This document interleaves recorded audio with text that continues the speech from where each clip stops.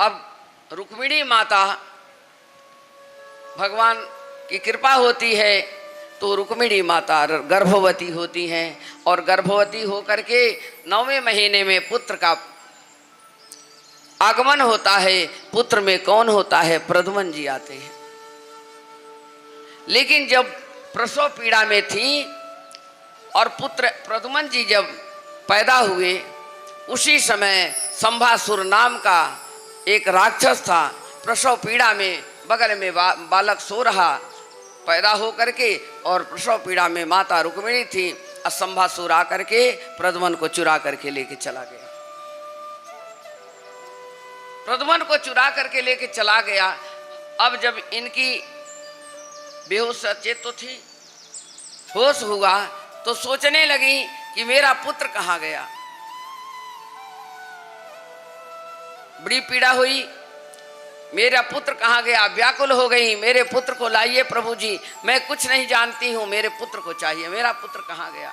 भगवान जानते थे, लेकिन अभी कुछ कह रहे, कोई बात नहीं, शांति रखो, जहां भी है वो सुरक्षित है। संभासुर ले आता है और उसको मालूम है, क्योंकि उसने यही वरदान मांगा था कि मुझे कोई देवता मार न सके, मैं किसी नारी के हाथ से न मरूं, कोई शक्ति के हाथ से न मरूं। अब मेरी अगर मृत्यु हो तो किसी न किसी, कभी हमारी मृत्यु हो ही नहीं, मैं अमर हो जाऊं। पर ये नहीं जानता था कि किसके द्वारा मेरी मृत्यु होगी। भगवान भी जो करते हैं अच्छा कर्म करते हैं, अच्छा ही करते हैं। उद्धार करने के लिए संभासुर ले करके प्रद्युम्न को चला आता है और उसके बाद क्या करता है, कहता है, इतने में नारद मुनि भी आ गए। संभासुर ने कहा इसको मार करके खत्म कर दो, ना ये रहेगा और ना ही इससे हमारी कोई हमें डर है। मतलब कंस वाली हाल हो गई यहाँ पर भी। कंस भी मारने के लिए कितना कितना उपाय कर दिया, जान भी रहा है कि मेरी मृत्यु है, लेकिन अपने मोक्ष को पाने के लिए साक्षात ब्रह्मा विष्णु महेश नारद गर्गा ऋषि सब लोग समझाए, लेकिन कंस नहीं माना। क्योंकि विनाश काले विपरीत बुद्धि, जब विनाश होना होता है तो बुद्धि खराब हो जाती है। प्रद्युम्न जी को बोले, नारद जी किसके पुत्र को लेकर के जा रहे हो? भगवान की कृपा से नारद जी हर जगह पहुंच जाते थे।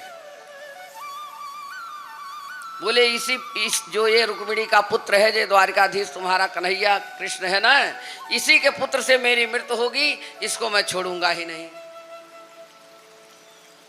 नारद मुनि कहने लगे, छोटा सा बच्चा है, इस बालक को मार करके तुम्हारे ब्रह्म हत्या लगेगी, तुम्हें क्या मिलेगा, इससे तुम्हें कौन सा सुख मिलेगा।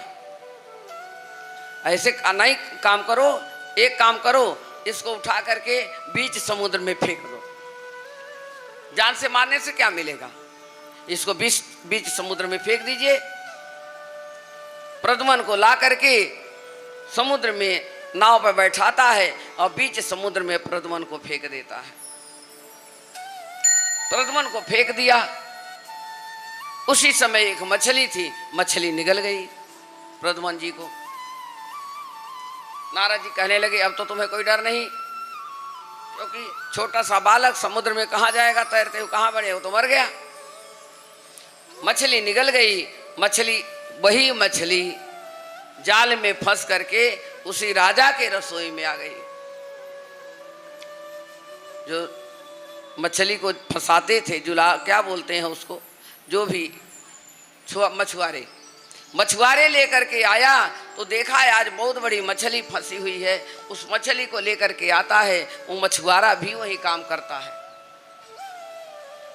मछुआरे को कोई संतान नहीं थी, लेकर के आता है, बोलता है आज राजा के महल में, अब यही सब तो खाते थे राजा लोग, उल्टे सीधे, खान पान सही तो था रहता नहीं था, क्योंकि राक्षसों के घर में खान पान कहाँ से अच्छा होगा। जब काटने के लिए बाकी को लगाता है तो मछली का मुख जैसे कटता है और गर्दन देखता है मुख, तो मुख में ही एक सिर दिखाई दिया उसको। मुख को जैसे निकाला, थोड़ा सा सिर दिखाई दिया तो अचंभा हो गया कि सिर किसका है ये। ठहरो, इसको ऐसे मत काटो। धीरे धीरे उसको फाड़ता है तो देखता है बहुत सुंदर बालक मछली के अंदर से निकल रहा है। उस बालक को ले लेता है और ले करके आता है, अपनी गोद में लिया, निसंतान है। लेकिन जो विद्यावती थी वो वहां सेवा कर रही थी। वो संभासुर की रसोई में रसोई बनाती थी। अब विद्यावती थी कौन? रति जी थी। विद्यावती रति जी थी। संभासुर की रसोई में पकड़ करके लाता था वो। काम उसका यही था कि जितनी सुंदर लड़कियां थी राज में, उतनी सारी लड़कियों को ला करके अपने राज में ले आकर के रखता और उनको पूरा पालन पोषण भोजन करवाता। बस एक काम करता था कि किसी भी लड़की के साथ कोई भी अनहोनी काम नहीं किया। राजाओं से लड़कियों को जीत लेना, किसी की सुंदर महिला, किसी की सुंदर लड़की, सारी कन्याओं को ले आकर के जमा लेता था अपने पास। संभासुर जो था बड़ा दुष्ट था और सब दुखी। अब बालक को जब देखे बहुत सुंदर बच्चा है, तो इतने सुंदर बालक को देख करके मन में यही हुआ कि इसको फेंका कहाँ जाएगा, अब तुम्हारे हाथ में दे देता हूँ, तुम इसको पालन करो। हमारे कोई संतान है नहीं, मैं मछुआरे का काम करता हूँ, मैं बच्चा क्या संभालूंगा। पद्मावती जी उस बच्चे को संभालना शुरू कर दी। बच्चा को संभाल रही हैं, पालन पोषण कर रही हैं। नारद मुनि घूमते घूमते आए, कहने लगे कि देख बहुत सुंदर बालक है, किसका है? कहती है ऐसे ऐसे मिला है, मछुआरा हमको ले आके दिया है। नारद मुनि कहते हैं तुम्हें पता है ये कौन है? बोली नहीं, हमें नहीं मालूम है। ब्रह्मर्षि मुझे कुछ पता नहीं है, देवर्षि आप बताइए। तब कहते हैं कि ये जो बालक है यही कामदेव है और ये प्रद्युम्न होकर के रुक्मिणी के कोख से पैदा हुए हैं। ये संभासुर जो था ये चुरा लाया था उनको। और उधर रुक्मिणी व्याकुल है। 5 पुत्र थे, रुक्मिणी से 5 पुत्र हुए द्वारकाधीश के। ये वही रति के पुत्र, तुम्हारा ही पति है कामदेव जो अब आया है। ये यही द्वारकाधीश का पुत्र है। इनका नाम मैंने रख दिया, ये प्रद्युम्न है। अब कहाँ पूर्व जन्म की किसी के बात को अगर याद आ जाए, आप लाइव चल रही है, जो करना बाद में कर, मैं उनसे पूछ लीजिए।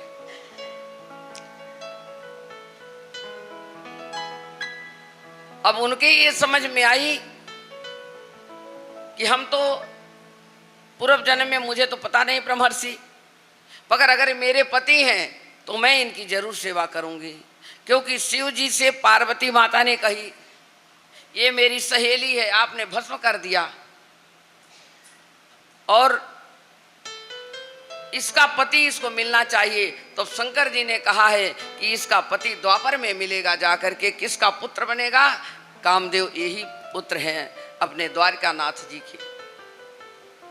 ये रुक्मिणी का पुत्र बनेगा, तब तुम्हारा पति तुम्हें वहां मिलेगा। आज पति उनको मिल गया, अब सेवा में तत्पर हो गई। बस धीरे धीरे धीरे धीरे उनको बढ़ाई और जा करके दुर्वासा ऋषि से कहती हैं कि आप नारद जी से कही कि कैसी तरह से इस बच्चों को गुरुकुल में पढ़ाओ कि दुष्ट को पता न लगे। नारद मुनि कहने लगे देखो, बीच रास्ते में कुर्सी मत डालें। कल बहुत लोग नाराज होके चले गए, 10 लोग आए थे, वहाँ से दिखाई नहीं देता। आप कर्मचारियों से सबसे कहे कि आज लास्ट का है, आने दीजिए सभी को, बीच में कुर्सी न डाला जाए। कुर्सी की वजह से कोई आ भी नहीं रहा, दूर से लोग, बहुत लोग कल नाराज होकर चले गए, दिखाई नहीं दे रहा था उनको। अब मेरे पास सूचना आती तो मैं कह रही हूँ माता लोग, आप लोग थोड़ा साइड में बैठे, बिल्कुल कुर्सी लेके बीच में मत बैठे, किनारे बैठे एकदम। ये दरवाजा छोड़ दीजिए बस बैठने वाले के लिए। पद्मावती के तो फूले नहीं समाई, ब्रह्मर्षि के कहती हैं कि गुरुकुल में आप डालिए इनको, और जितना वेद उपचार, जितना उपासना कला इनको सिखानी है अस्त्र शस्त्र की, भृगु महाराज जी से इनको सिखाओ। भृगु का आशीर्वाद लिए, भृगु को गुरु बनाइए। दुर्वासा मुनि का इनको आशीर्वाद चाहिए। तो नारद मुनि ही कहने लगे कि ये जो है इन्हीं से ये संबासुर का वध होगा, इनको शक्तिशाली बलवान बनाओ। पत्नी बहुत परिश्रम करी, 16 साल के जब हो गए, इधर इतना उपद्रव कर दिया ये कि जब चढ़ाई हुई तो इसने, बहुत बड़ा बलशाली था, सहस्त्रों वर्ष ये सब तपस्या करते थे और देवताओं के ही पीछे लग जाते थे। तो जब दोनों भाई लड़ने युद्ध करने आए तो दोनों भाइयों को भगा दिया युद्ध से। तो ये लोग अपनी जान बचा करके पहाड़ से कूद के समुद्र में गए, समुद्र से कूद करके तब चले गए द्वारिकापुरी। बलराम जी और कृष्ण जी। संभासुर इतना बड़ा बलशाली था। अब इतनी बातें हो रही हैं, अब समय आ गया कि संभासुर का वध किया जाए। 16 साल के प्रद्युम्न जी हुए, अभी उसको पता नहीं। एक दिन घूमते घूमते, नारद जी की तो बात रहती थी, नारद जी कलाकार, सारी बातें इधर से उधर करना। कहने लगे कहिए ब्रह्मर्षि कैसे आगमन हुआ? बोले भाई मैं देख रहा हूँ ये तुम्हारे ऊपर बहुत ज़्यादा आपत्ति आने वाली है, समय तुम्हारा काल आने वाला है। कहने लगा ऐसा कौन पैदा हो गया जिसके द्वारा हमारा काल आ जाएगा? बोले आपको पता है जो द्वारिका नाथ का पुत्र रुक्मिणी का तुमने हरण करके लाया है वो तो बहुत बड़ा बलशाली, वो तो बच गया। अब इतना कह के नारद मुनि चले गए। कहाँ है? बोले तुम्हारा काल खड़ा है तुम्हारे सामने और तुम्हारे ही महल में पल रहा है। ये नारद मुनि की बातें भी ऐसे थी, कुछ ना कुछ लगाना, अंत होना है। अभी अपराध ज्यादा कर दिया है तो इसका अपराध अब पूर्ण रूप से इसको अंत करना पड़ेगा, क्योंकि सब दुखी हो गए इससे। भगवान का आदेश हुआ, नारद जी जाइए उसको बताइए आपका काल मेरे घर में। यही बात होती है कि कब क्या हो जाए कोई नहीं जानता। जो कुछ बिगड़ना होता तो घर में भी बिगड़ जाता है, बाहर भी बिगड़ जाता है। चाहे कितनों बचते रहो, पर वो जो होना है वो होना ही है। पद्मावती ने पाला है, पता लगता है जैसे कि बुलाओ उसको बंदी गृह में डाल दो। बस इतना कहते देर नहीं लगती है, तब तक कमर कस करके खड़े हो गए। कौन? प्रद्युम्न जी। मेरे सामने मुझे पालने वाली मेरी माता, क्यों उनको पता नहीं था कि ये मेरी पत्नी है। बार बार वो कहती थी आप मेरे पति हो, लेकिन प्रद्युम्न जी ये कहते थे कि आप इतनी बड़ी हैं, आप मेरा पालन किया, मैं आपके सामने जन्म लिया हूं, तो मैं तुम्हें पत्नी का रूप कैसे दे सकता हूं? आप मेरी माता के समान हैं, लेकिन पालने वाली मेरी माँ है, इसको आप बंदी गृह में नहीं डाल सकते। अब यहाँ युद्ध छिड़ गई। युद्ध होते होते 1 सप्ताह बीत गया, विकराल युद्ध हुआ। भगवान द्वारकानाथ कहने लगे प्रभु अब अपनी शक्ति प्रद्युम्न को दीजिए। भगवान शिव जी साक्षात खड़े हो गए और खड़ा होकर के अपना त्रिशूल जो था उठा करके प्रद्युम्न जी को दे दिए। जाओ अब इसका वध करो, अब इसका अंत हो गया, अब समय इसका एकदम निकट है, इसी से इसका वध कर दो। धनुष बाण से नहीं मर रहा है, इतने चक्र सुदर्शन चल रहे हैं, सब लोग अपने अपने देवता लोग सारे कुछ दे दिए, क्योंकि उसको श्राप था। तब भगवान अपना त्रिशूल देते हैं, अपना त्रिशूल दे करके कहते हैं जाओ अब समय निकट है, इससे उसका वध हो जाएगा। त्रिशूल लेते हैं प्रद्युम्न जी 7वें दिन की युद्ध में, और उसी दिन उसका प्राण प्रखेड़ू उड़ जाता है। इतना बड़ा आतताई था।